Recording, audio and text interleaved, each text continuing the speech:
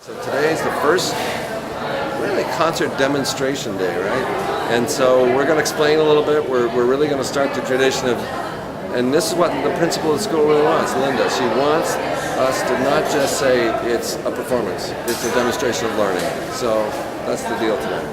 Yes, so I hope you all are excited. This is the first day of seeing what the kids have learned over 6-7 weeks.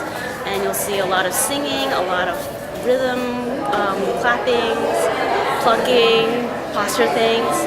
Hopefully it'll just go really smoothly and you'll enjoy their performance. It's a very modest beginning. You know, they're playing along with recording, it's a couple of notes and so forth. But the kids are totally excited about this, and I think why? You know, they know that it could, you know, they're not playing the whole music. They know they're not even bowing yet, and yet they're totally excited about this.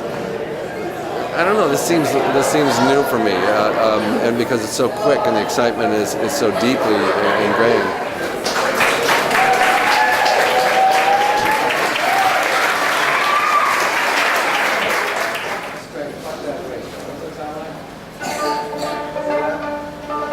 We call that note re. Say re. Okay, no more plucking, just singing. Re mi fa. Re mi fa. Re mi fa sol la. Re mi fa sol la. Re mi fa sol la. Re mi fa sol la. La sol fa si re. La sol fa re. Doesn't matter how fast, right? Re fa la. Re fa la. La fa re. La fa re.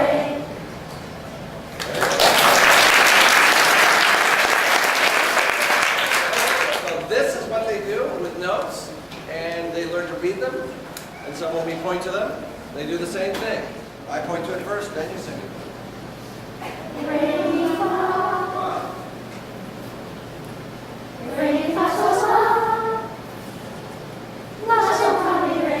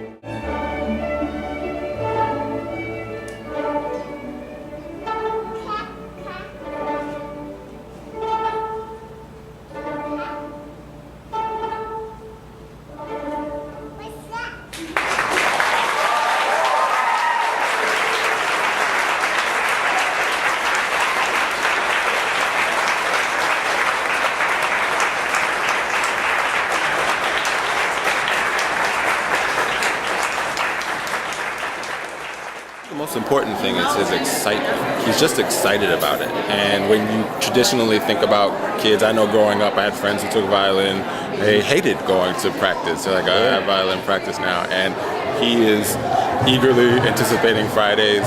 He's getting on top of us about, do I have my violin? Where is it? And where's my homework? And so he's very excited about it. And I think that enthusiasm, particularly at his age, is what's most important. He's certainly making all kinds of really interesting connections with his mathematics.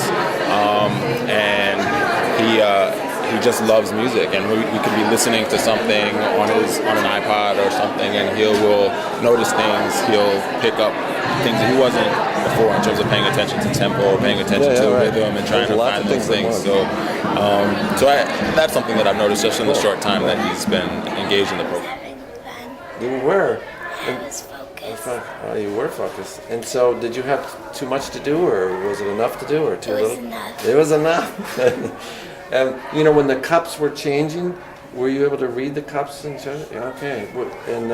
And so you didn't know what those cups would be, would you? You had to read them, right? Right. So what we do is we try to look at learning demonstrations as problem-solving demonstrations. Did it look that way to you? It looked. I was very impressed by the overall performance and the ease with which it came across. But I was also impressed with the complexity of the performance and the reading of the cups and the different rhythms, and how that all seemed very effortless for them all. That they could follow so many different patterns and structures, and notes and things going on simultaneously, but it all came together so easily. I was impressed by how you were able to communicate all of that in such a short time to these young children.